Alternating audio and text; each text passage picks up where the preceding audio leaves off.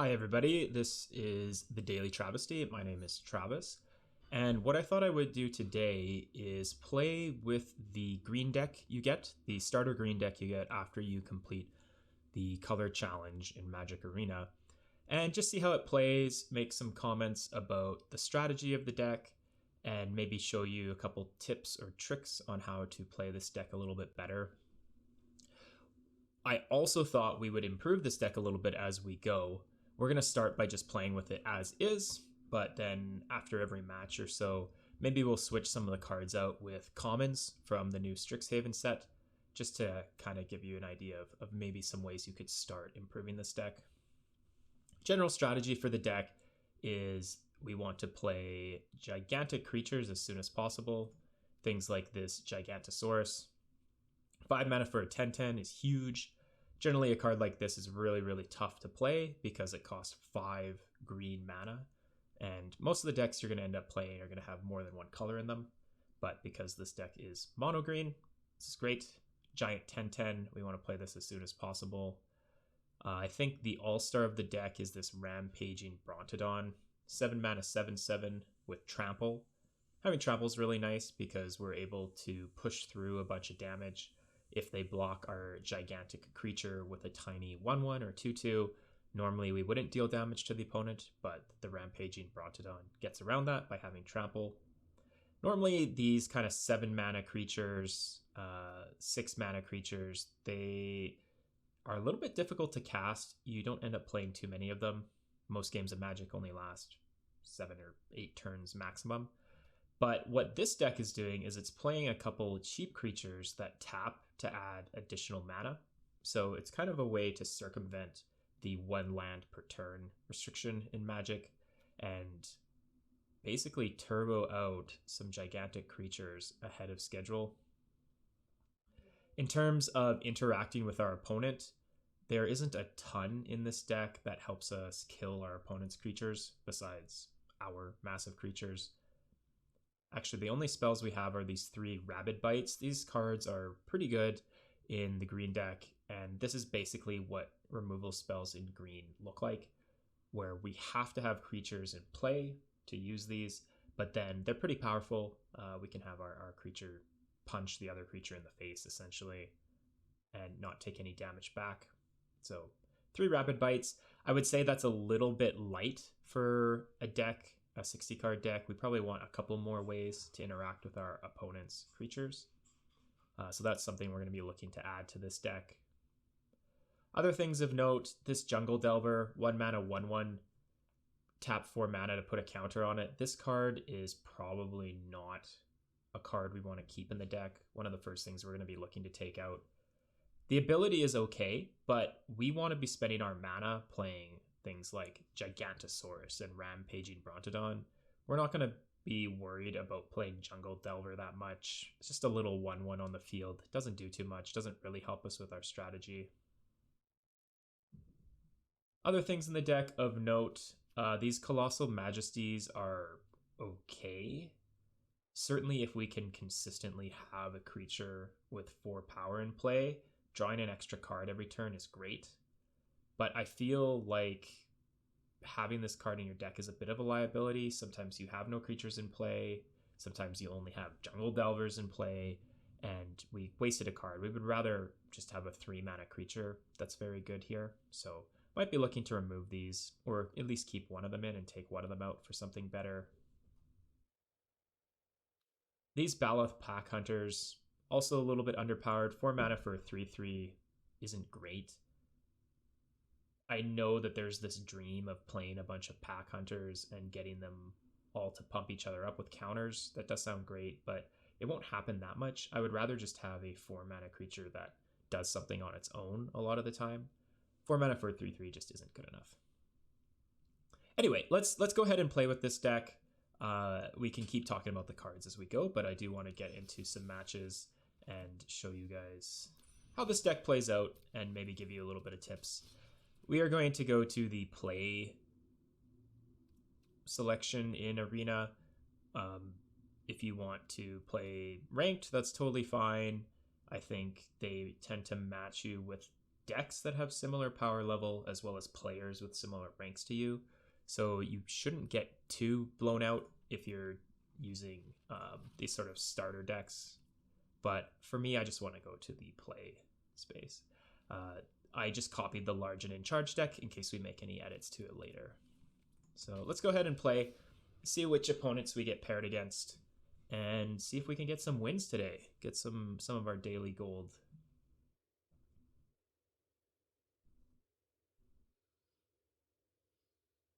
I think if you're going to pick one of the starter decks to go with, I would suggest starting with the green deck because it does all the things that new players want to do. It plays giant creatures, it attacks with them. It's a very simple strategy, but a very powerful one. I think the white deck is also worth playing. Most people will have experience with that from the tutorial, so you will know some of the cards already and be more comfortable with it. I think the black deck is probably the worst one. I played with it a few times and I don't really see a cohesive strategy in that deck. It just seems a little bit underpowered to me. Black as a color is very good in Magic, and I'm sure you can make great additions to that deck and make it hum really smoothly, but the deck right out of the box isn't particularly good.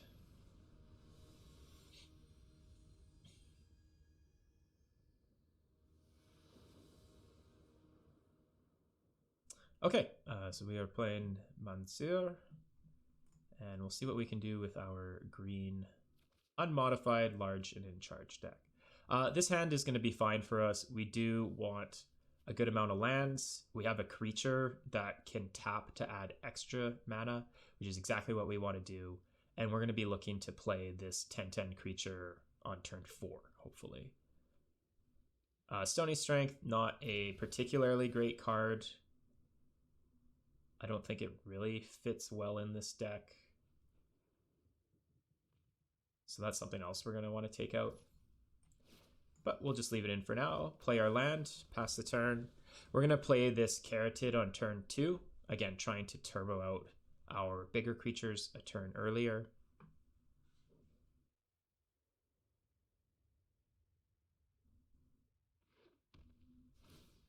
As a strategy note, if you're playing against this green deck and your opponent plays one of these mana producing creatures on turn 2, might be worth killing it if you have the ability to. That's going to set your opponent back. And like if our opponent kills this creature right now, that is going to basically set us back a couple turns on our strategy.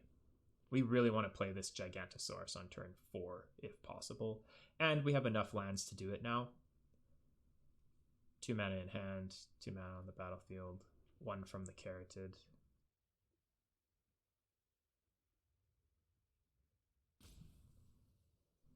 Nice thing is the Gigantosaurus is also going to allow us to get 2 mana from Carotid. So it is possible we can go turn 4 Gigantosaurus, turn 5 Rampaging Brontodon. That would be a really nice thing for our deck to do. Not sure what the opponent is doing here. Maybe they've disconnected from Arena. That happens sometimes. It's a bit annoying, but sometimes you just got to take the free wins. Yeah, it looks like they've disconnected. So a little bit unexciting for us. We can probably just use Stony Strength on our Carotid and attack here. In general, we don't want to have this creature feature in combat, but because we have nothing else to do in our hand, we'll just pump it up, attack for 2. Kind of sad that the opponent is offline here. And actually, it's probably not worth us continuing to play. I don't really care about the win here, and I would rather show you guys games with opponents, not games with people who have disconnected from the server. So we'll just exit out here. I wouldn't do that in a ranked match. If I was playing ranked, I would just sit and wait for the timer to run down, get your free win. But because we're just in the play, general play, we're not going to worry about that.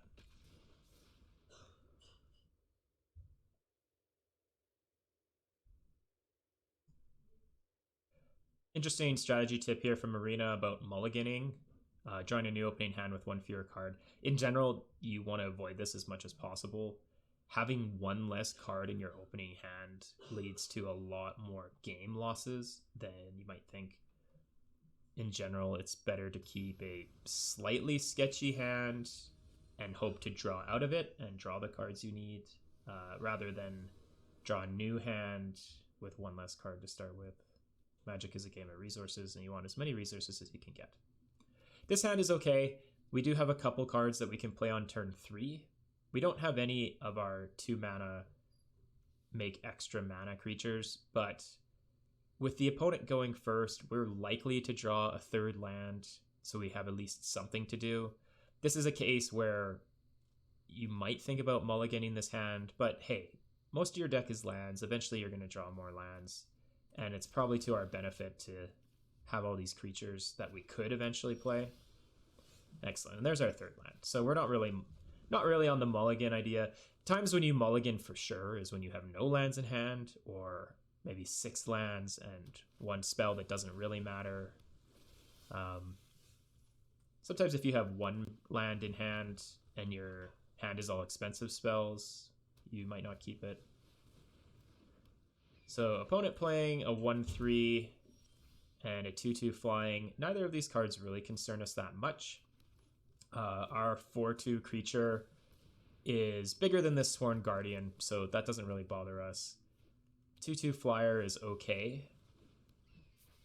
Opponent definitely trying to beat us down in the air, and that is one of the things that green in general struggles with, is dealing with flyers. And this deck in particular struggles with that as well. We do have this Sentinel Spider that is able to block flyers, so that's going to be a very important card for us in this matchup. It does cost 5 mana, so we are going to have to delay a turn to play this, but this card should be able to help us out a lot. At this point in the game, we know that the opponent is trying to kill us by playing very quickly, and for that reason, I'm probably not going to attack with the 4/2. Our creature, obviously much better than their 1/3, and we would totally be happy if the opponent blocked our patrol with one of their flying creatures. But we can't really expect that to happen. Now, the only other thing to consider is we do have another creature to play this turn. So even if we attack with our Wildwood Patrol, we're still going to have a creature to block their 1/3. So that's the reason that we would attack here. Totally fine if they block with one of their 2/2s. We would love for them to block with a flying creature, because that means that they're not going to kill us as quickly, and it's going to give us more time to play some of our bigger spells. Totally fine trading 1 for 1 there. We play our 3/3, which is going to be able to block the Sworn Guardian, again, preventing us from taking extra damage. It's still an issue for us that these 2/2 flyers are going to be hitting us for a bunch of damage. But hopefully next turn, the Sentinel Spider will be able to stop that, and then we're going to start to take over the game with our much more powerful creatures. 3/3 Octopus, not a big deal, and I would be totally fine blocking this creature with our creature and trading off. Again, just to try and save our life. We are definitely the more defensive deck in this matchup, and I want to make sure that we survive. I want the Sentinel Spider to be able to block one of the flyers, and I want this Baloth Pack Hunter to be able to block their Octoprophet, so I'm not going to attack here. I'm just going to play the Spider and pass the turn. In most games of Magic, one of the players is the aggressor and one is the defender. All right, unsummoned. So we're 1 turn behind. That's okay. One player is the aggressor and one is the defender, and that switches back and forth many times throughout the game. Right now, we are the defender and we're getting attacked a lot. Our strategy is to try and stabilize to the point where we become the aggressor, and that means playing a little bit more defensively. I could recast the Spider here, and that is a nice blocker, but I have a 6 mana card in my hand, Affectionate Indrik, which is actually able to kill one of the flyers right away and blocks the Octoprophet pretty well. So what I'm going to do is I'm going to play the most expensive card I can and the card that has an immediate effect on the game. if the opponent wants to unsummon this card, like they did with the spider, and bounce it back to my hand, I'm totally fine with that because it has an immediate effect on the play. I'm going to kill one of these flyers right away. I could kill the Octoprophet, but this card isn't really a problem for me. It's a ground creature. No attacks here. It's a ground creature, and it's not bigger than the other cards I have. So even though the Octoprophet has more power and defense, it's actually not as big of a threat as that other flyer was. All right, and we've gone ahead and stopped our opponent from attacking here. Now, this is a situation where we have a choice. We can play Rampaging Brontodon as a giant 7/7 trampler. That's going to help us win the game. But we're still a little bit low on life compared to our opponent, and we are still worried about this flyer. So what I might do instead is play Sentinel Spider and play Carotid. And that's going to allow me to play potentially multiple spells next turn. It puts multiple things in play that are going to allow me to stabilize a bit better. Some players might attack with everything here, but we actually aren't in a position where we're the aggressor yet. We are still worried about all these creatures. What I'm going to do is attack with the Pack Hunter only. The reason for that is that I'm happy if this thing trades with anything. I'm happy if it kills their flyer. I'm happy if it kills their 3/3. In either case, this is a fine trade for me because I want to be the one who stabilizes. And the more creatures I can kill of my opponent, the better. Especially now that we have this spider in play. And the 4/4. The reason I didn't attack with the 4/4 there is because the opponent likely would have double blocked with 1/3 and their 3/3 octopus. And then in that case, I would have traded a 4/4 for their 3/3 octopus. The way I did attack, I traded a 3/3 for their 3/3 octopus. Now this is a bit of an issue here.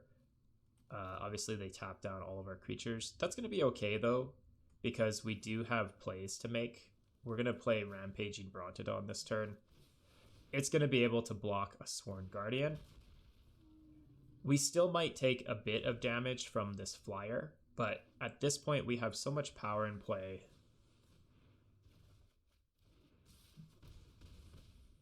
that we are actually in a position where we become the aggressor. I know it looks bad that we're at 1 life, but the opponent is also out of cards in hand. So if they end up playing nothing the rest of the game, we are actually in a position where we get to take over the game. I'm going to leave the Sentinel Spider back because I want it to block the Warden. I'm going to attack with Indrik because we are going to play both of our spells this turn.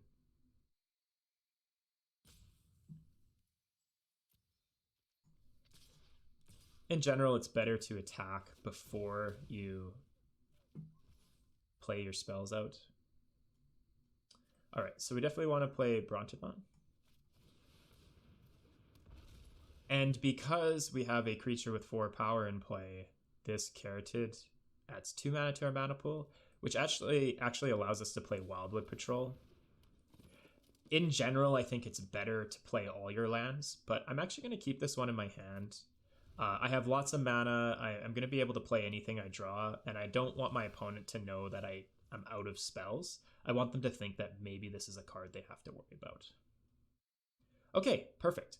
What we're going to do here is we are going to kill this flyer.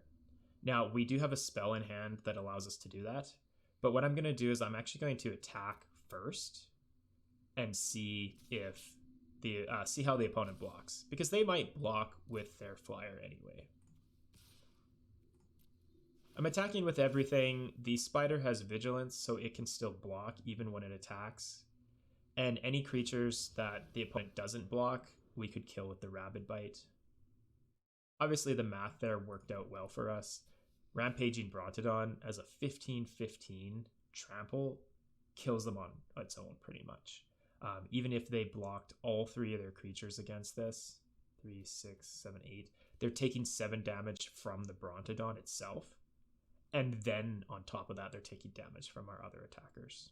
So So nice game for this green deck. I think it really shows the value of being patient, and it's okay to take a bit of damage as long as you realize that you are the defensive player, play a little bit slower, manage your resources, and then hopefully draw out of it and flip the game so that you become the aggressor.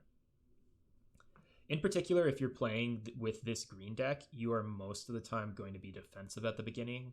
There are much faster decks out there that are going to try and kill you very quickly. You just have to be patient, play your lands, start to play your giant creatures, and block well, and eventually you're going to take over the game. Of course, it was possible for us to lose that game as well if the opponent drew another unsummon or a different way to tap all of our creatures down. We might have lost, but that's Magic. I mean, that's the fun of it, is you never know what's going to come up. And it's okay to lose too. If your opponent outplays you or gets very lucky, that happens. It's going to happen to you. You're going to get lucky, or you're going to have games where you play really well. And I think you just kind of have to celebrate that when it happens. Okay, here we go. We have 2 lands and something to do early, this Jungle Delver. We do want to draw a couple more lands to play our 4 mana spells. And if we actually get to play both Pack Hunters back to back, that's going to be great. We're going to keep this. We don't have enough mana to play our big spells right now, but we're hoping to draw more lands. And we have something to do early. Alright, opponent playing, again, an aggressive card. 1 mana, 1/1 flying. We're not going to be able to block this for a while, so we're definitely taking damage from it. If it ever dies, the opponent gets to get a lesson card from their sideboard. That's sort of the new mechanic from Strixhaven. Probably better just to not kill this, because we don't really want our opponent getting the card. Interesting. So they actually didn't attack there, which means that they want us to attack. They want us to kill the eye twitch, because they want to learn and pick up a card. We do have Stony Strength here, which can put a counter on our Jungle Delver and help us win this combat. I'm not sure if it's better to attack here or not. I feel like the opponent would attack if they really didn't need the lesson right now. So maybe that makes us the aggressor. Maybe they really want to draw something. Let's go ahead and attack and see what they do. If they block, we'll play Stony Strength. I mean, even if they have a card that kills our Jungle Delver here, that's kind of okay with me. Neither of these cards is particularly powerful in the deck, and the opponent does have to spend a card to kill ours. Oh, Village Rites. Okay, so they likely would have done this anyway. They sacrificed their bat, draw 2 cards, and they got to go find themselves a lesson in environmental sciences, which helps them find a land.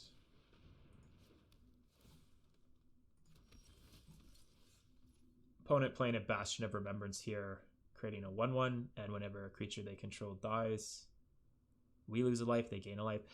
I'm not really worried about this card unless the opponent plays a lot of cheap tiny creatures. We're just going to go ahead and attack. Our creature's better than theirs, and we want to put as much pressure on them as we can before they have a chance to build up a very big group of creatures. Second Bastion of Remembrance. Now I'm a little bit more worried. Every time one of their creatures dies, we lose 2 life and they gain 2 life.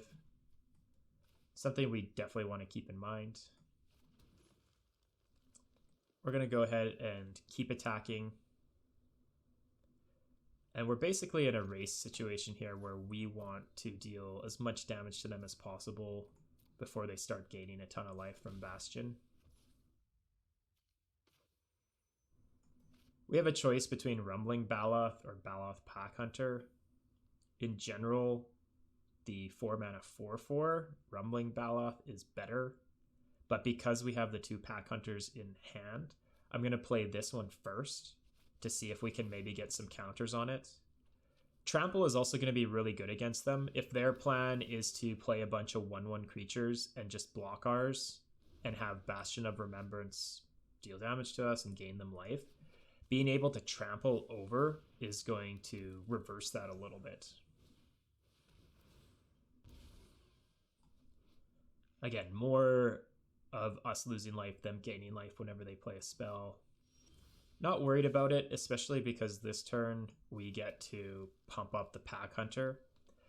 In general, I think it's better to play your creature cards after combat, but in this case, we're actually going to play it first because we want our Pack Hunter to be able to attack. We don't want them to just block with multiple things and kill the Pack Hunter, so we're going to make it so big that it can attack through.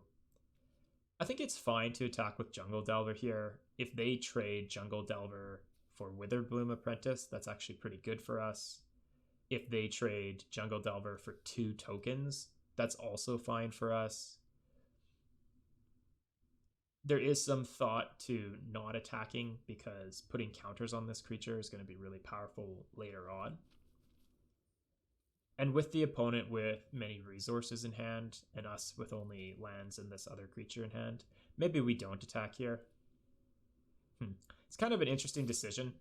I do also want this Pack Hunter to be able to attack next turn. So if they decide to trade with the Jungle Delver, that's fine with me. Another Village Rates? Yeah. Alright, so that, I mean, they would have done that anyway, likely.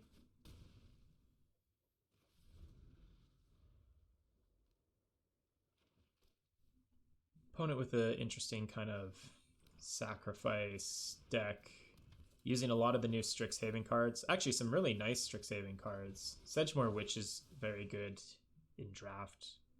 It's kind of an aggressive card here and a defensive card because it makes 1/1s. I'm not sure how many instants and sorceries this opponent has in their deck, but for right now, they are putting up a very defensive board. Play our land. So we've drawn our Indrik. We will definitely play this turn. In general, you want to play the most expensive card in your hand if you can. So the 6 mana 4/4 rather than the 4 mana 4/4. We just have to decide what we want to kill. I think we will likely just attack here with our 2 trampling creatures and the Jungle Delver and see how the opponent blocks. And then after we know how they've blocked, we'll decide what to use Indrik on. We want to gain more information in this case. So we're going to smash in and see how the opponent blocks here. It is likely that we get drained out. Okay, so they're just going to take 10 damage from us. That's totally fine with me. What we would really like to do is prevent them from making extra 1/1 tokens off of the Witch, because that makes their Bastion of Remembrances really good as well. This does have Ward, so it's going to cost us 3 life to kill it. But if this board stays the same, they would just attack us with the Witch and deal 3 damage to us anyway. So we kind of don't lose anything by doing this. We get rid of their Witch, which is going to prevent them from making more 1/1s. We do drain a bit. I wonder if these are going to kill us eventually. There's not much we can do about it right now. There's no way for us to interact with the enchantments. So we're basically racing them. We're trying to deal as much damage to them and make them make blocks that they don't want to. Wow, the opponent's deck is actually quite powerful here, using a lot of good cards from Strixhaven Limited. Like if this was a Strixhaven draft deck, it would be pretty insane. Lizette is going to be a problem. Every time they gain life, they can put a 1/1 counter on everything they own, which they've already done. We're really going to have to leverage our trample creatures. I mean, even Indrik at this point can't really attack. This Pack Hunter can't attack. This Pack Hunter can attack, but it's just going to take out some creatures and cause them to gain life. So I think this is actually a case where we might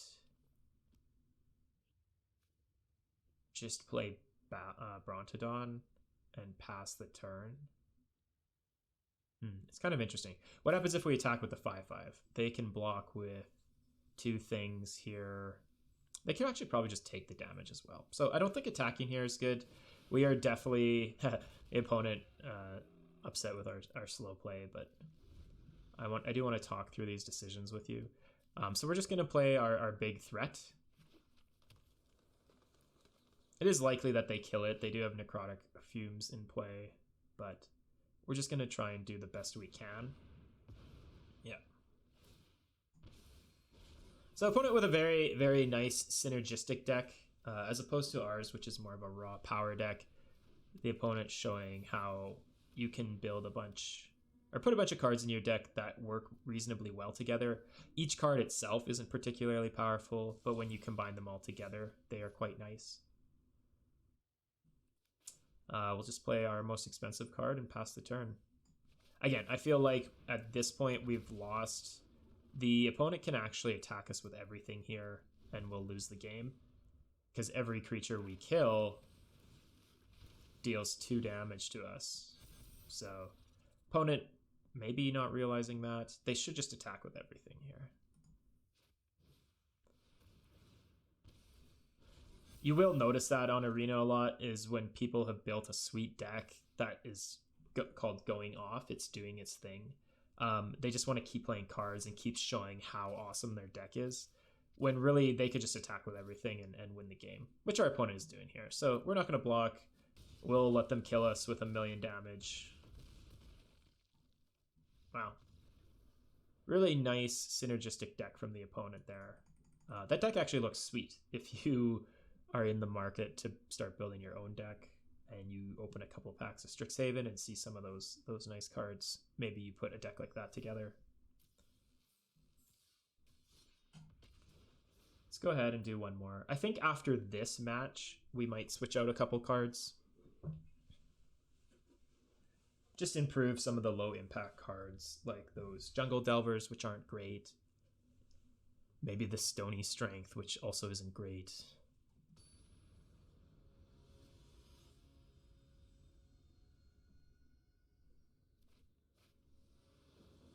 We definitely want more ways to kill our opponent's creatures, like these Rabid Bites. We're going to keep this hand. This hand is actually awful. It has 2 mana-producing creatures, which would normally be okay, but they're really weak. They don't work with Rabid Bite. We don't have anything in our hand to play. Epic Proportions is awful. This should actually be the first card we take out. 6 mana to give another creature +5/+5 and trample is just absurdly bad. I would rather just this be a gigantic creature in my hand right now. I mean, there are 1 mana cards that give your creatures trample, and when we're already playing 10/10s, why are we wasting our time with +5/+5 in this case? I had an option to play Woodland Mystic or Carotid. On this board, they kind of do the same thing. Our opponent is likely to kill whichever one we play, but the Carotid is slightly better if it's in play and we draw something big. So that's why I started with that one. Obviously, no other decisions to make there. Nothing we can do. The opponent used a spell to kill our creature, and they've done it again. So really nice demonstration from the opponent here about how to slow our deck down. And now we're stuck on 4 mana with nothing to do. Really showing why Epic Proportions is so weak. I really wish this was just literally any other creature.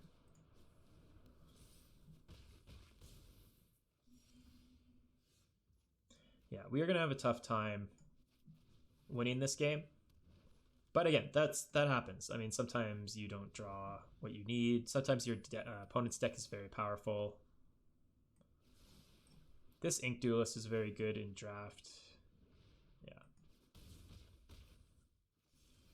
So not much we can do. We draw a Jungle Delver. Again, card looking very underwhelming. But I don't know. If my opponent is beating me this bad, I tend to just let them win, because sometimes they have daily rewards that they're trying to get, and I mean, if they want to get some daily rewards, that's fine. If they play too many cards when they're definitely going to win, I tend to not play it out and I'll concede.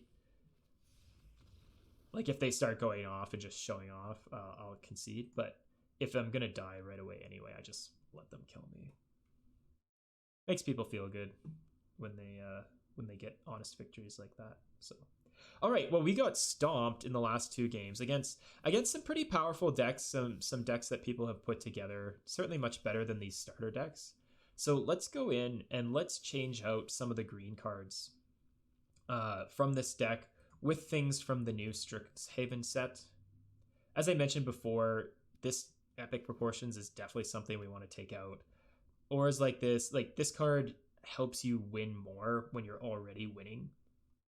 And it costs way too much mana. Like I would rather have had almost anything besides this in that last game. Other cards that are pretty bad in this deck, I think World Shaper is not great. We're going to leave it in for now. We actually haven't seen this card play out in the games yet, so we're going to leave it in. But I don't think this card is great.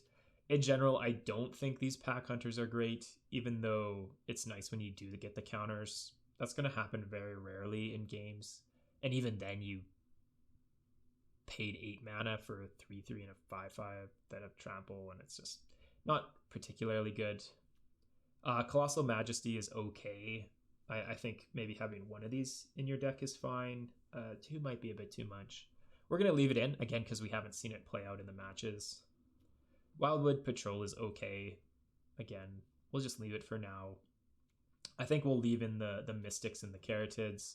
We're definitely leaving in Rabid Bite. That's one of our best cards. I would really like to take out the Stony Strengths. So I'll just put the cards I'm planning on taking out over here. Again, this is kind of just a win more card. Our creatures are already big, 5/5s, 10/10s, 7/7s. 1 counter doesn't really matter. Being able to untap your creature is kind of nice if you're in a race situation where you're trying to deal more damage to them before they deal it back to you and you're trading back and forth with damage. But I think in general, you would rather just have a card that kills a creature directly rather than kind of tricks them into attacking you. And the Jungle Delver is definitely something we want to get rid of. This card is just super underpowered, doesn't really fit with the deck. So let's see if there are some commons or maybe even some uncommons from Strixhaven that we can add to our deck in replacement of these. So I think when you're first modifying your decks, you should try and keep the number of the types of spells the same. So take out creatures, put in creatures, take out instants, put in instants. This enchantment, we're not going to put an enchantment in our deck. Maybe we'll just put another instant or maybe another creature in our deck here. So let's go ahead and look at Strixhaven and let's look at some commons. We might look at the uncommons as well, but I just want to focus on commons because that is what people are most likely to have. And let's see what we got. I would also be hesitant to put spells that cost too much in your deck. These are like low cost cards, so I do want to kind of fill out the lower end of our deck here. Something like Charge Through might actually be really great in this deck. It basically does the same thing as Epic Proportions, but it only costs 1 mana as opposed to 6. If we have a 10/10 in play, it's only going to take us 1 or 2 turns to kill them anyway. We don't really care about having the enchantment. So Charge Through might actually be a perfect way to replace the Epic Proportions. And this card also has a lot of utility because if we are in like that last game where we couldn't draw a creature or we couldn't find what we needed, you can just play this card, get a different card out of it, which is called cycling. You just cycle the card, draw something else, and maybe you draw yourself into a position where you're able to interact a bit better. So Charge Through, definitely something we're looking at.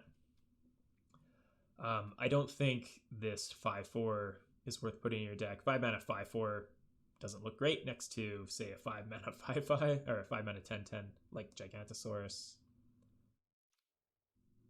Amplimancer might be okay. We tend to have a lot of mana to spend, especially with our little ramp creatures, Woodland Mystic, Caratid. So we might be able to actually activate this ability a couple times. It's just a 2 mana 2/2. It's not super exciting, but maybe it does give us something that can be threatening later on. Big Play, again, has some of the same issues as Stony Strength, but is a little bit better. And the reason is that this can actually give a creature reach. So if the opponent is beating us down with flying creatures, we could potentially kill one of their flyers. I think playing a card like this that costs 2 mana is a lot worse than playing one that costs 1 mana. Usually you don't want to waste your whole turn doing this. You want to play multiple things in the same turn. So Big Play, better than Stony Strength, but it costs a bit more, so I'm not sure if that's something we want to play. Scurried Colony is fine. This does have reach, so it might give us a little bit more protection against decks that have flyers, like that blue deck we played earlier. This might actually be something I want to do. It kind of combines the benefits of both the Amplimancer and the Big Play, where this can just be a 2 mana 2/2, helps us defend a little bit early. Later on in the game, it might become a 4/4. I don't think we're going to get to 8 lands that often in these decks, but having reach here gives us a little bit of protection against flyers, so Colony might be good for us. Even though our deck is weak to flyers, I don't think you're ever playing a card like Tangle Trap. It just isn't worth it. There's going to be so many situations where you would rather kill a ground creature, and it's just not worth putting this in your deck. I would much rather put something like the Colony in my deck that's always useful. It always does something. It's always a 2/2 in play. And then if you have to block a flyer, you can with it. So cards like this are much better than, say, a Tangle Trap. Field Trip, something that ramps us. Not an awful play, actually. And I could even see the case where Field Trip is better than the Colossal Majesties. Field Trip basically gets us a land in play, an extra land, which is something this deck does want to do because we want to build up and play our expensive spells. And it lets us learn, which basically draws us a creature card or something else we can play. And that was kind of what the intent of these Colossal Majesties was to draw us extra cards. I feel like Field Trip might actually be a better card than Colossal Majesty in this deck. And maybe that is something we want to trade out right away. Odds are, if you play Colossal Majesty, you're going to draw maybe 1 or 2, or maybe in a good game, 3 cards off of it. I would rather just get the guaranteed card from Field Trip and ramp my mana up. So actually, even though we haven't played with this card in game, actually, we'll leave it in for now. But if we do get to see this card in game, we'll see how it plays out, and then maybe we'll see why Field Trip might be a bit better. Mage Duel is really good. This is a card that is really good in Strixhaven Draft, and a lot of the benefit of Mage Duel is that you can sometimes pay 1 mana to play it if you cast another instant or sorcery spell on your turn. Our deck is all creatures. We don't have a lot of instant or sorcery spells. So basically this is going to be a 3 mana fight spell. It's a little bit worse than Rabid Bite that we already have. So not something that I would prioritize, but I do think adding more cards like this is going to be good for our deck. And our creatures in general are going to be bigger than the opponents. So this might actually be fine. I would say Mage Duel is probably a good 1-for-1 trade off for Stony Strength. Mage Duel, you're going to find, has a lot more uses, and you can just shoot a flyer, attack, get rid of a really annoying combo creature, that kind of stuff. Spine Karak, not great. Probably don't put this card in your deck. Springmane Servant, same thing. It only has 2 toughness, and what we want to do is we want to be attacking a lot. This card is just not worth putting in this deck. We already have the Wildwood Patrols, which are 4/2s for 3 mana, already more powerful than the Servant, and they have Trample. In general, I don't think these patrols are great. 2 toughness means they're going to die a lot of the time, even if they do trample over for damage. I get that the idea of these cards is that they combo really well with the Colossal Majesty. They can draw you a couple cards off of this.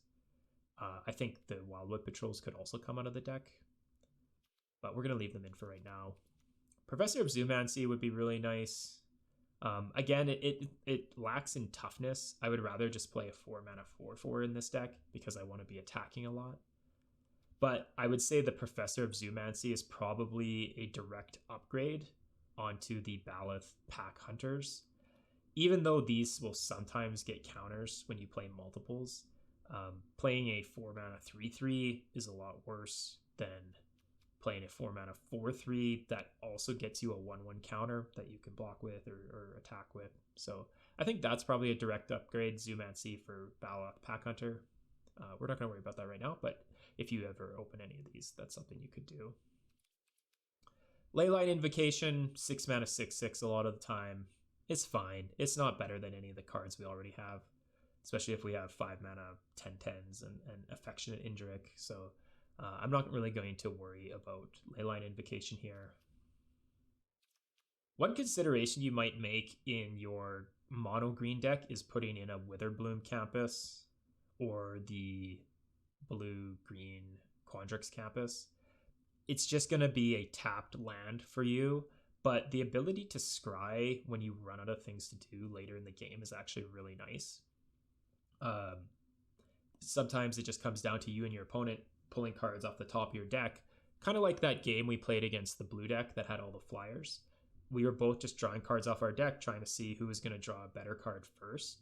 And having something that allows you to scry, look at the top card of your deck, and decide to put it on the bottom is a way to get rid of like excess lands you don't need or spells that aren't going to matter. So I would, if you open up a Witherbloom Campus or a Quandrix Campus, even though these are like multicolored lands, I think it's totally fine to put one of these in your deck. It still taps for green mana, so totally fine. What else do we have? Cram Session, not a card we want to play in this deck. We would rather just play giant creatures. Pest Summoning, not great for this deck either. We don't really care about tokens. We would rather just play giant creatures. Witherbloom Pledge Mage is not awful. 5 mana 5/5. The problem is our 5 mana cards are already better than this. The Gigantosaurus obviously is a 10/10. That's much better. And even the Sentinel Spider is much better than this. Having a card that can block flyers and has vigilance makes it a great attacker, a great defender. And I would rather have the Sentinel Spider over this Pledge Mage. I also don't want to take out one of my cheaper cards to put something like Pledge Mage in the deck because you need things to do early. You don't want to just be sitting there waiting for turn 5 to happen as your opponent is slowly killing you. Quandrix Pledge Mage, very powerful in Strixhaven draft.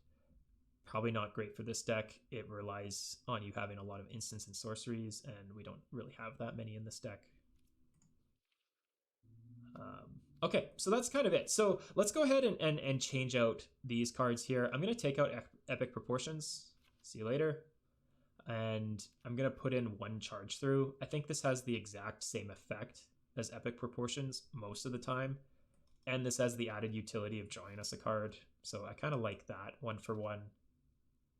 I'm going to take out the 2 Stony Strengths and add 2 Mage Duels. Again, being able to target our opponent's creatures is going to be really nice. And we're going to replace the Jungle Delvers with something that is immediately more impactful, like these Scurrid Colonies. They can block flyers, they're just 2/2s in play, and then eventually they might become 4/4s. So let's add those to the deck.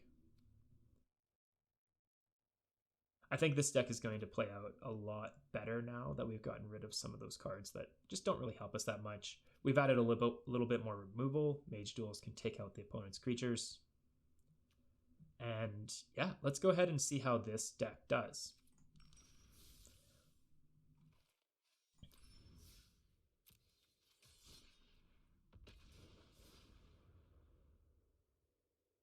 When you are playing and you're opening packs, you obviously aren't going to have access to all of the cards. So even just changing 1 for 1, what we talked about, taking out 1 Jungle Delver and putting in 1 Scurrid Colony is going to make your deck better. And then the more times you can do that, the better. Even if you took out a Jungle Delver, the 1 mana 1/1, and put in an Amplimancer, that 2 mana 2/2 that you can tap to double its power, even that would have been okay. All right, here's a situation where Colossal Majesty looking really bad. We might be able to play this on turn 3 if we draw a couple lands, and then play Baloth turn 4 and draw a card. wouldn't it be better if this was just a field trip that guaranteed we got a 4th mana and drew us a card anyway? So definitely going to take the Colossal Majesties out of this deck once we finish this match. So hoping to draw some lands on our turns. Sometimes you get mana screwed, but in general, I think the threat of not drawing lands with this kind of hand is better than mulliganing and just having less cards to deal with in general.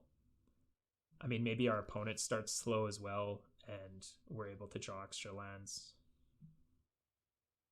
Opponent playing a 3-color land here. A little bit scared about what they're going to do, but we'll see. Oh, okay, it's the Shrine deck. Yeah, this deck is really kind of meh. I imagine it's fun for people to play, but to play against this deck is a little bit annoying. It's just really hard to interact with. Not many people play ways to kill enchantments. Yeah. You're going to see this deck a lot. I noticed that when I play in the play category of Arena, I play a lot of these Shrine decks, and yeah, it's kind of sad. I mean, good for the opponent. Good that they want to try something fun, but I feel like these decks are not representing the majority of what Magic decks look like, and I can understand why that would be frustrating for new players to play against. All right, well, Colossal Majesty looking okay here because we're going to get to draw a card off of our Wildwood Patrol at the beginning of our upkeep.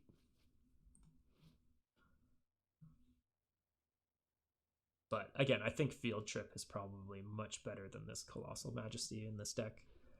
If we had Field Trip instead, we would be at 4 mana this turn. We could have played our Rumbling Baloth. We would have drawn a card from our sideboard with the Learn mechanic. And we have to actually have this creature survive. We don't actually get to draw the card right away. We have to wait for our upkeep to be able to draw. So right now we're very vulnerable. If our opponent plays anything to kill the patrol, Colossal Majesty basically does nothing the whole game. Prized Unicorn also not looking great. I understand the point of this is that you put a whole bunch of creatures in play and then your opponent must block Prized Unicorn, so you deal damage with all your big creatures. But if you just have a bunch of giant creatures in play anyway, you're probably dealing damage with them regardless. So I would rather do something else with 4 mana. Opponent actually destroying our enchantment there, which is a bit interesting. So we didn't get the card off of it. I would rather have played Field Trip. Go to attacks. In general, you want to play your creatures after combat because you want your opponent to decide what to do without knowing what's coming up. Opponent drawing extra cards, draining us for 3 life a turn, and has the ability to tap creatures. So nice Shrine deck from the opponent. I'm going to play the biggest creature I can as opposed to the Unicorn. I don't expect my opponent to actually play any creatures, so rather than playing a 4 mana 2/2 that does nothing, I'll play a 4 mana 4/4 and see if we can actually get enough power in play to beat them down before they really start to go off with these shrines. I think this game is going to be very tough for us to win. I've seen this Shrine deck do very well, especially now that they're using the blue shrine to search for more shrines. That's going to happen. If you end up playing the Shrine deck a bunch and it's a bit frustrating, I would just say don't let it affect you too much.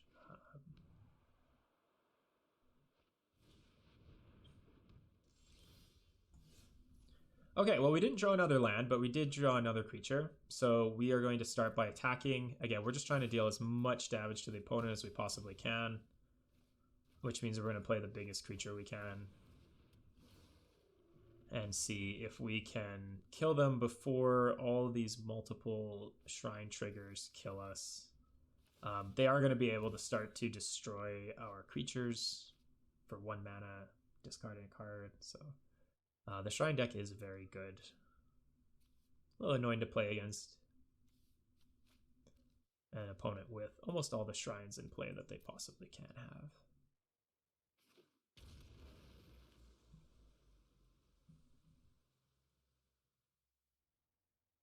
We did get a little bit stuck on mana this game, but I don't actually think it matters that much. If we had a couple more lands, what are we going to do? Play a 6 mana 4/4? Brontodon would probably be a nice one. It'd be a little bit tougher for them to kill with their shrines. But they would still be able to do it.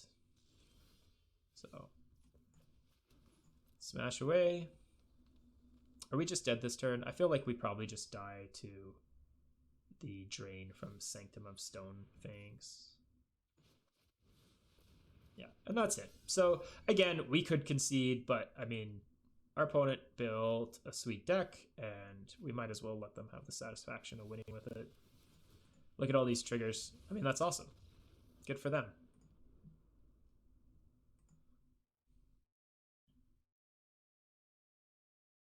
In general, the starter decks are going to be much weaker than even some more basic home built decks. Or like that Shrine deck. A lot of people are playing that. It's a list you can look up on the internet and find. So I think if you notice that you're getting a bit discouraged with the games you're playing, that's going to happen. You're going to lose at least half the games you play in Magic, if not more.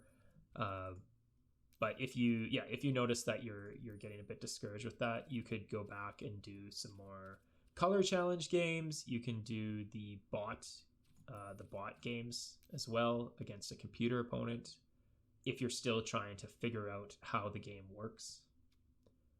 You can play against the computer and they'll match you against decks that are equal power level. Let's take out both Colossal Majesties and add in 2 Field Trips. This is going to give us extra mana to play our big spells, and we're going to get to draw learn cards off of it, which we're going to have to add to the deck. I also didn't do this before, but I'm going to take out 2 of the forests and put in 2 of the campi, and that's just going to give me an opportunity to scry away cards I don't want from my library if I get into a place where my opponent and I are both trying to draw off the top of our decks to see who's going to draw something good first. You don't want too many of these cards in your deck. We do want to be able to play a land every turn and play our expensive spells as soon as possible. So you don't want your 5th land you draw to be a Campus, and then you're not able to play Gigantosaurus on turn 5. But it is worth having a couple of those in the deck. We're also going to add some lessons to this deck. So basically how Learn works is when this happens, you get to look in your sideboard and you get to pick a lesson card from your sideboard to put into your hand. It can be really good. The lessons are somewhat underwhelming. Like Pest Summoning is fine. It's a good card in draft. Probably not as good with this deck.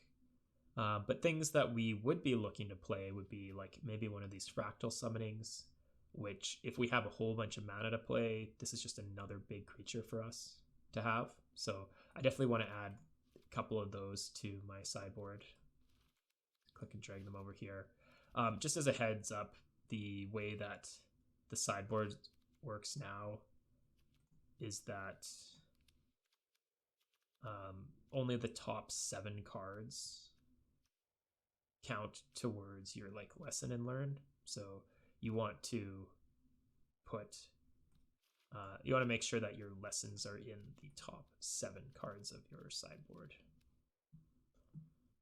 These other sideboard cards don't really matter. These are just cards that came in the green deck to start with and then get taken out as you rank up in color challenge.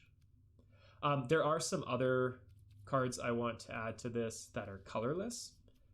So Environmental Sciences is a really nice one. If we want to draw another land, we could use Environmental Science for that. Expanded Anatomy, we could put 2 counters on something, give it Vigilance. In general, I don't think our deck needs this card, but you never know. And if it's free to put in your sideboard, why not? So let's go ahead and throw that in the sideboard. Let's put an Environmental Science in the sideboard. Basically 1 of each lesson. Introduction to Prophecy, again, not super powerful, but you never know when you're going to need that. And Introduction to Annihilation. If we really, really need to kill a non-land permanent, maybe like a shrine or something, this is a card we could play. It is unfortunate that the opponent also gets to draw a card because of this, but I think it's still better to have access to that card than not. So let's go ahead and make sure that our lesson cards are in our sideboard in the top 7. And we actually have one more spot, so I'm going to add another introduction to Annihilation. We only have 2 ways to learn right now, just the 2 field trips. Maybe we want to draw 2 fractal summonings in a game, or maybe we want to draw 2 introduction to Annihilations. It's unlikely we would want 2 prophecies or 2 expanded anatomies or 2 environmental sciences, so that's why I've chosen the sideboard this way. And now our deck is looking like it might be a little bit more consistent. The field trips are going to help us draw cards and ramp up to our other spells. I do want to take this prized unicorn out and the world shaper. I feel like even the 4/3 Professor of Zoomancy is probably better for this deck than either of these cards. So, well, yeah, why don't we just do that right now? And we'll probably only play 1 or 2 more matches with this deck, so we might as well make as many cuts as we can. Obviously, if you open a sweet Strixhaven rare or uncommon, you could throw those in the deck as well. Following the same kind of strategy, if you take out a creature, put in a creature. If you take out a non-creature spell, put in a non-creature spell. And let's see if this deck does any better. Oh, we added 1 too many cards, so we'll just take out something that really doesn't matter. Okay, let's play another match and see how our new deck does. Hopefully we don't play the Shrine deck again. I mean, our deck is not going to do very well against that one. It's not quite fast enough to outpace the Shrines.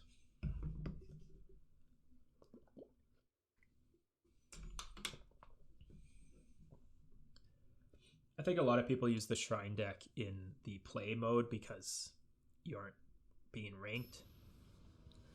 And I don't think the Shrine deck would do particularly well in ranked play, but people still want to have fun and try out different kinds of decks, and that's why they play it in the sort of unranked mode. All right, well, this is going to work out well. We drew our Campus. Comes into play tapped, but we don't have any 1 mana plays, so we're going to play that turn 1. We can play Colony and then potentially play one of our 4 drops later, hoping to top out with Gigantosaurus. So pretty sweet sleeves from the opponent. Lumamancer. All right, so it looks like the opponent is going to be playing a very quick deck that plays a lot of instants and sorceries and tries to beat us with Magecraft triggers. Hopefully Scurrid Colony is enough to stop them, but I mean, even 1 instant or sorcery this spell this turn means we can't block. And we're definitely not blocking if they attack. If they play an instant, they're going to eat our creature, so we'll just let them play their spell if they want. Yeah. That's fine. I mean, I don't mind taking 2 damage here. It's much better to keep your creatures in play rather than just chump block and not take 2 damage on turn 2. It's totally fine. And we are going to... Well, we're going to attack them back. I don't think I'm blocking Lumamancer. It's just too much better than Colony if they play any instant or sorcery, so we might as well get some damage in. No reason not to attack there, because we know that we're not going to elect to block, so...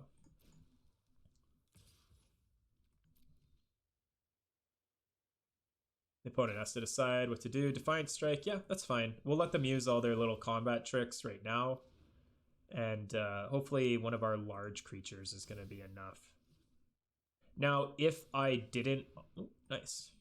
If I didn't already have a 4th land in my hand, I would probably play Charge Through right now. Just being able to draw an extra card to try and get a 4th land for my spells would be good. But because I already have this, I'm going to actually save the Charge Through later.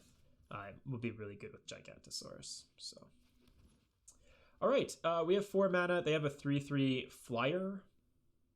And this 0/1 Neither of our cards have reach, so we'll just play the biggest one, Professor of Zoomancy. We can also use the token to block their Lumimancer, which means that if there's a turn where the opponent doesn't have a spell, they aren't going to be able to threaten us with the Lumimancer, or we can bait out a trick.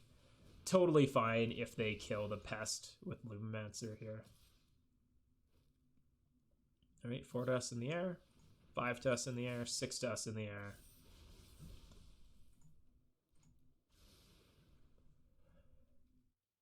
And this is an interesting situation. I mean, I'm just going to block this Bright Dragon. They probably have another spell, but if they don't, we can kill it. Maybe the opponent didn't realize that the rat had, or the squirrel had reach there.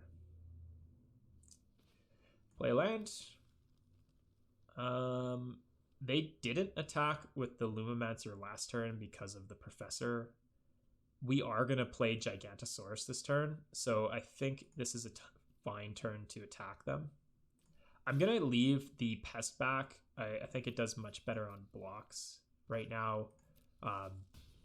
If for some reason they're able to kill our Gigantosaurus, I still want to be able to block with the pest so we don't die to a combination of Flyer plus Lumimancer plus some instant and sorceries plus Leonin Light Scribe. Opponent's deck very powerful here. Crash through, yeah. Let's see if they're able to get there this turn. If not, Gigantosaurus with Trample is actually going to be pretty decent. All right, 7 to us. Don't think they should attack with Lumimancer. Ooh, another Crusher.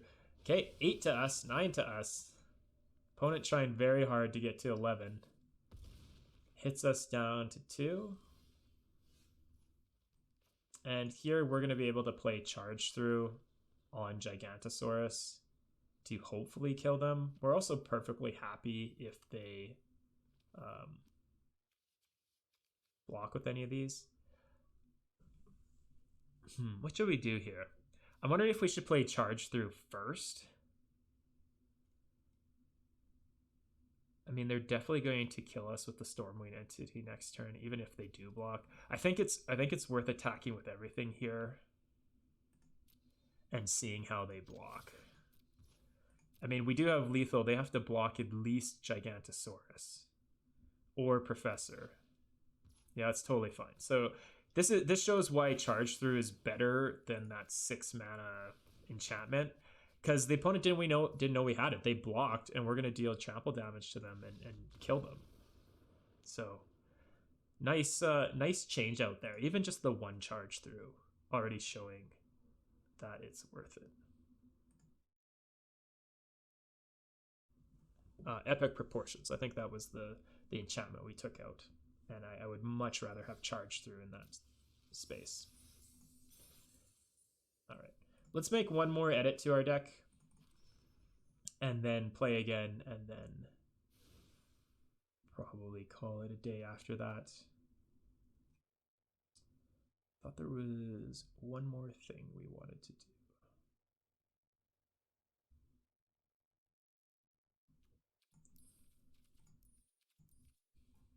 So I was happy with how that deck played out. It did exactly what we thought it should do. The opponent's deck was very powerful. It was probably more powerful than ours, but having the Charge Through there was really clutch. It allowed us to push through a bunch of damage. I can't remember if there was something else I wanted to do.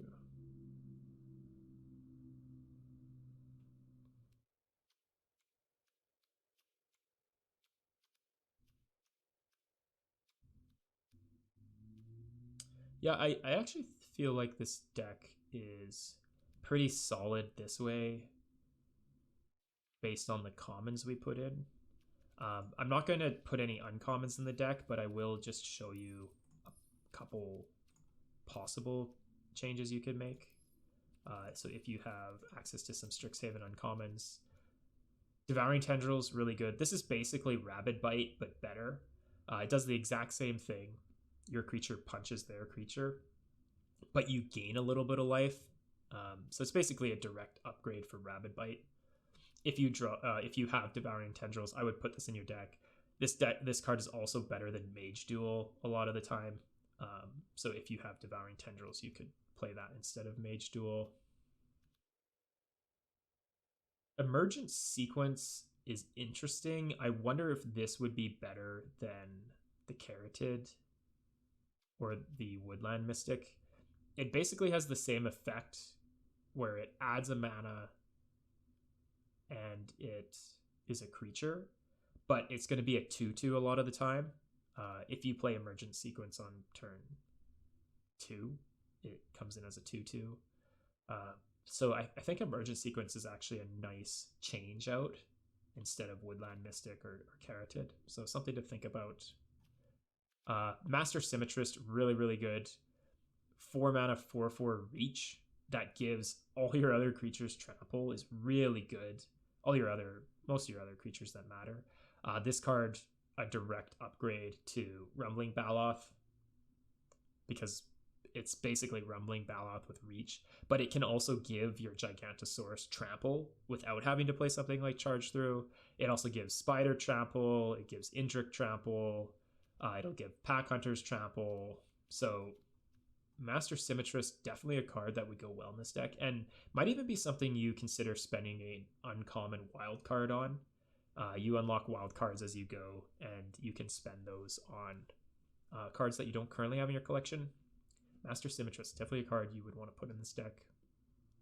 I think Bookworm's pretty good as well. It does cost 8 mana, and we don't ramp our mana that much, but this is a really nice card. Maybe you put one of these in your deck and take out one of the Brontodons. Again, you want to replace creatures with creatures and expensive spells with expensive spells.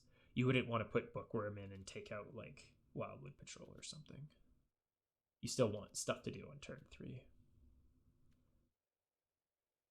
Honor Troll is okay. I wonder if Honor Troll is better than Wildwood Patrol. We do want as much power in play as we can get, but 2 toughness is really bad. So Honor Troll might be something you put in instead of Wildwood Patrol. You're not going to gain a ton of life in this deck, but it does have Vigilance. It does block okay. Something to think about. Karak, not a card you want in this deck. We don't really have enough instants or sorceries. So anyway, I do like this deck. I think Master Symmetrist is one of the best cards you could put in it. Devouring Tendrils, really nice as well. Let's go ahead and play another game, and then we'll finish up with that. Hopefully we can get a win.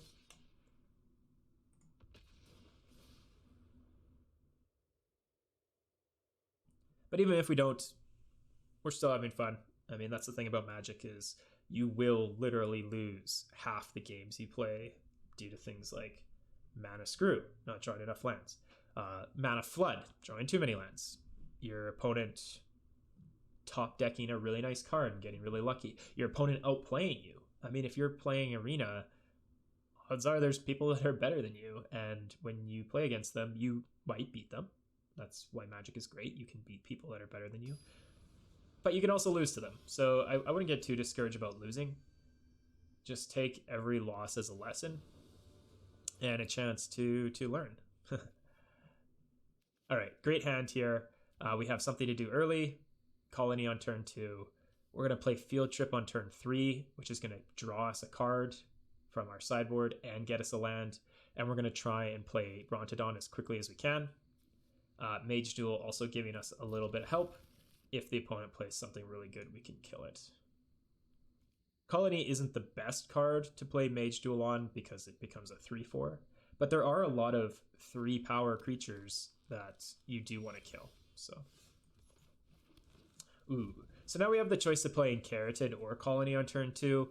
If we're going to do the ramp thing, we might as well do the ramp thing. And let's go ahead and try and turbo out our mana here.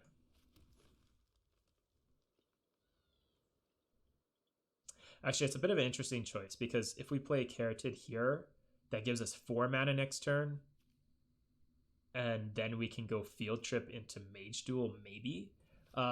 Carotid is not a great Mage Duel target, but if they play something that has 2 toughness, or they aren't able to pump up their Bloodsky Berserker, we might actually be able to kill it with Mage Duel. Because Mage Duel is only going to cost 1 next turn, if we play the field trip. Okay. Opponent, again, wisely killing our ramp creature. Ramp creature's definitely vulnerable to this kind of stuff. But, I mean, they use Bloodchief's Thirst, which is a great removal spell on our small card. So we're kind of okay with that. Again, we are the slow deck. We are the slow deck that is trying to put big stuff into play. We are not a quick deck. So it's okay if some of our early stuff dies. In this situation, we want creatures to play. We want ways to kill their creatures. We already have a Mage Duel to kill Sedgemoor Witch, but we need a creature in play to do that. We have the Colony that can do that. We already have a 5th land. So I think in this situation, I'm probably just going to take Fractal Summoning as another creature to play on a future turn. I'm not going to play it next turn. Next turn, I'm likely to play Colony plus Mage Duel to kill Sedgemoor Witch, because I don't want this thing to start making extra tokens. And it also has Menace, which means it's going to kill us very quickly. It would be nice to play Carroted here and then use Mage Duel, but that just makes our guy at 2/3, and it's going to die to the Witch. So I'm definitely going to play Colony into Mage Duel. We're going to take 3 damage from the Witch, but we're going to take 3 damage from Witch anyway if it attacks us with Menace. We've killed their thing. We have a creature in play. We're still worried about Bloodsky Berserker, but next turn we can play Fractal Summoning as a 4/4, which is going to be big enough to block Bloodsky Berserker. So we're actually quite happy to have this Fractal Summoning, which shows you the power of the lesson learned mechanic. Yeah. There is some thought to playing Colony and Carroted, because then we could play Rampaging Brontodon the next turn, but I think here we would rather just have the 4/4 in play.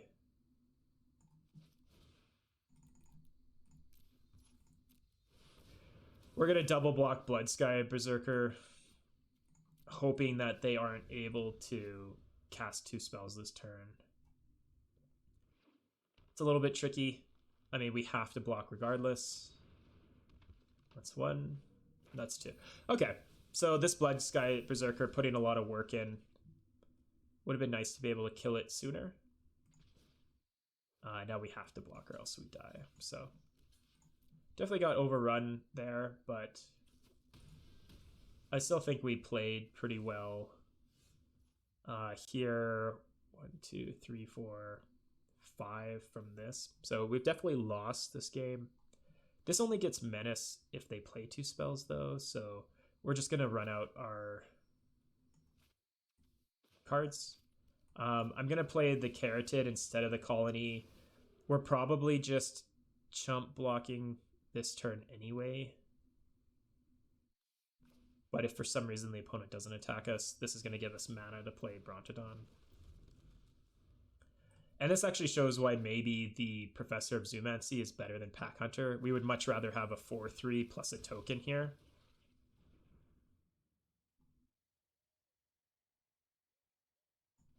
Opponent going to play Necrotic Fumes, kill Pack Hunter, drain us for 1, attack with a 9/9 Menace, and we're done.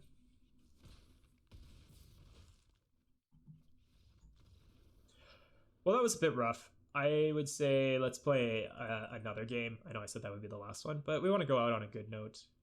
If the next game we lose, that's totally fine. We'll stop playing there. At some point you do have to stop, but I do want to try and show this deck getting wins in the play mode. It's totally fine to play this deck. You can definitely get wins with it. But you are going to face some very, very powerful decks, especially ones where people have a lot of synergy. They've unlocked a lot of cards. And like I said before, if you're getting frustrated with that, I would recommend 2 things. First, I would recommend playing Color Challenge or computer bots. You can play against computers, learn the game, play against evenly matched decks. Playing against the bots isn't great because they don't play like humans, and it's better to learn from humans. The second thing I would suggest is maybe doing some sealed games or some basically some sealed events. They do cost gems, and you probably don't want to invest too much money in the game early there, but playing sealed basically limits the cards people are able to use. You open up 6 packs, you build a deck out of them, and you play. And the power level of people's decks is a little bit more controlled there because there's only so many cards they could potentially play with. All right, Eye Twitch from the opponent. Scorpion. So a couple little tiny guys. We're going to hope that our creatures are bigger than theirs. Again, we have the choice of Carotid or Woodland Mystic. I assume if the opponent has a spell, they'll kill whichever one we play. But we want the extra mana off of Carotid that we're going to get if we play Wildwood Patrol on turn 3. So that's currently my plan, is I'm going to play Patrol on turn 3. That gives me 2 extra mana from Carotid to play Woodland Mystic. I'm going to try and get as many things in play as I possibly can. No blocks here. And I'm just going to try and flood the board with giant creatures. We could also play a 5 mana card here, but in this situation, or sorry, a 4 mana card. But we might as well get as much into play as we possibly can. So we're going to play Patrol, which is going to give us access to 2 mana here, which allows us to play either Woodland Mystic or Colony. If we play Mystic, that gives us access to a 6th mana, which means we could play Baloth and Colony next turn. So I think this sequence is actually going to be good. And if the opponent doesn't kill any of our creatures, we're going to have 3, 4, 5, 6 mana to spend next turn. If they kill something, that's also fine. Hunt for specimens. Totally happy to trade this 4/2 for... Well, actually, I want the 4 power in play to get the extra land or the extra mana off Carotid, so we can't block anyway, but if they did attack, might not block there. Campus. Okay, so now we're going to try and flood the board with creatures as well. I'm going to play the Zoomancy Professor first before Rumbling Baloth. They are almost exactly the same in this situation, except that we get an extra 1/1 off of Zoomancy Professor, so we're definitely going to do that. So let's start by playing Professor.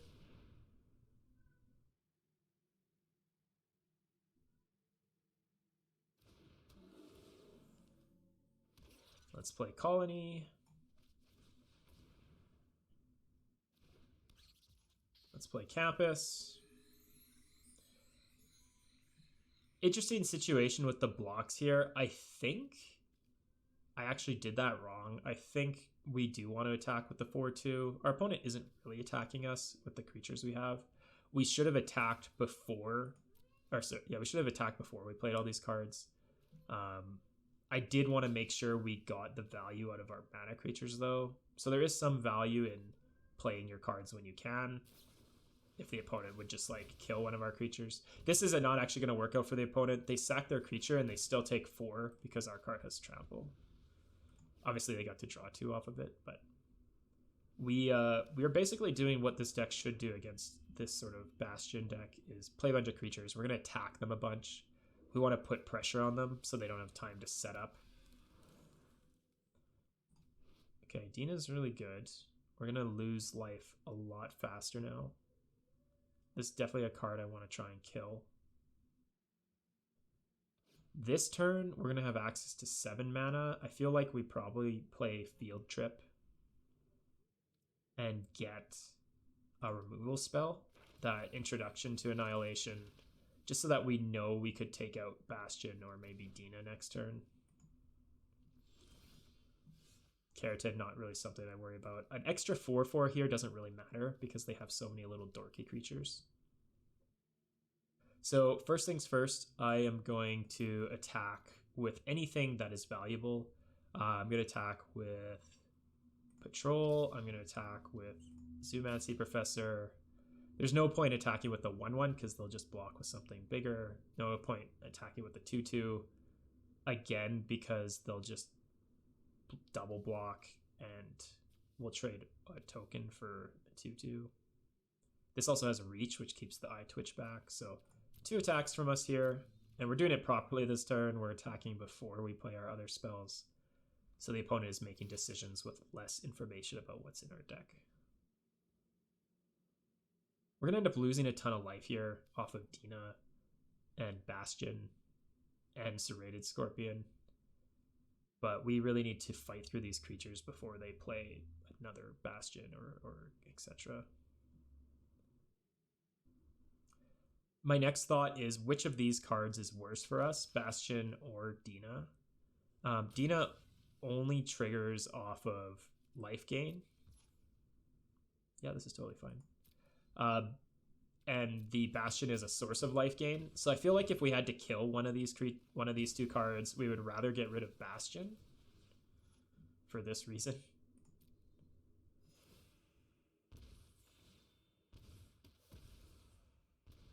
We are going to take so much damage here.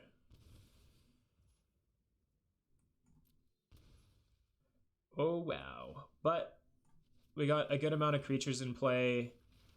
We are going to grab a forest, and we're going to grab our introduction to Annihilation. And we're going to use it next turn to probably get rid of the Bastion of Remembrance. 1, 2, 3, 4. So we'll play our Rumbling Bala. And we're rumbling. We are trying to kill as many of our opponent's creatures as we can before they drain us out. I feel like we probably lose here. If they play Pest Summoning, they're going to have 2 creatures that both... Oh, these only gain life. Okay. And this deals damage if we lose life. So at best, they can gain 2 life, deal 2 damage if we get rid of Bastion. Yeah. That's what we're going to have to do. We're going to have to play Introduction to Annihilation on the Bastion of Remembrance. Oh, now they have 2 of them. So this game is going to be almost impossible for us to win. We don't have a way to gain life in our deck, which is fine most of the time. This is a very powerful strategy. I actually really like this deck. It uses some of the uncommons from Strixhaven, some uncommons from Ikoria. Yeah, this is a pretty cool deck. I could actually see enjoying playing this deck. And if you want to build a deck, once you've sort of gotten used to the starter decks, if you want to play a pretty cool deck that doesn't look too expensive to put together, this black-green deck actually seems like a lot of fun. So here, any creature that dies deals 2 damage to us, and they gain a life. So if 2 creatures die, we lose the game, which makes it really hard for us to attack them.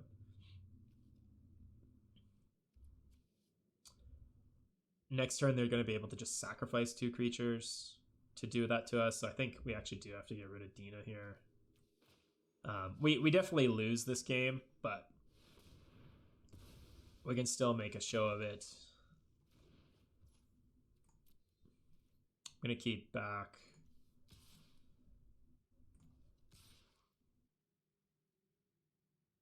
Yeah, it doesn't matter, right? They just block with both creatures and we lose. So the alternative is them attacking. Actually, maybe we just don't attack here. I don't think there is a way for us to win. But if we attack them, they just block with both creatures and we lose. So the only way we could potentially win is if they screw up or do nothing. So let's see if they do nothing here.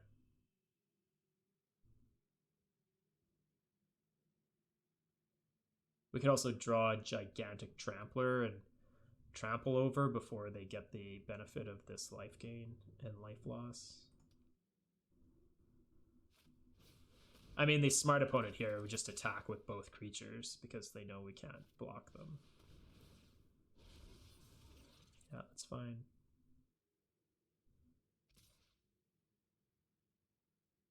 Yeah, that's fine. We'll take 1. If I block it, we take 2. So not blocking is actually better. Oof. Yeah, I don't think we're going to get there.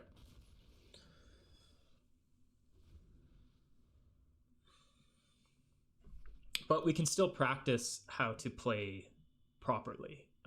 I mean, if this was a ranked game or a tournament or something, we still want to know how to make good decisions, even if we're pretty sure we're going to die. And in this situation, there's nothing we can do. We're definitely dead to these creatures, so...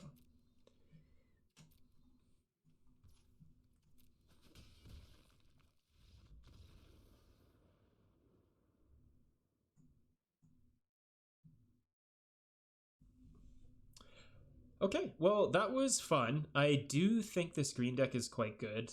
Obviously, we came up against that black-green deck a couple times. That deck looks very good as well. Maybe something you consider knocking together if you have some wild cards lying around. We made a couple changes to this green deck that I think were for the better. And if you're just playing against your friends online, direct challenge, or you're doing the play mode, something like this might do a little better for you. Other than that, we're going to sign off for today. This has been the Daily Travesty, and I hope you guys have an excellent afternoon.